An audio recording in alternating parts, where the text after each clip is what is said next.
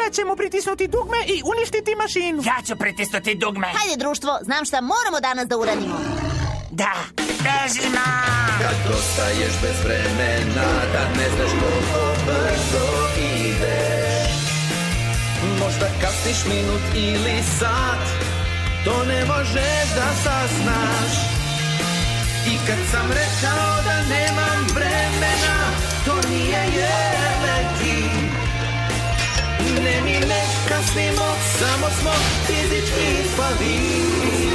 Napravo još to vreme, moramo stići na vreme. Moramo stići na vreme, moramo stići na vreme. Moramo stići na vreme, moramo stići na vreme.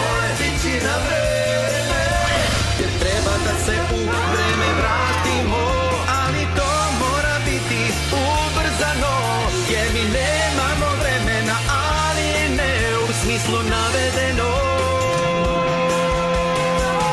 Pa ne izgleda lepo, ali uspeli smo. Nazivam te Buford Van Stom, vremenski katapult.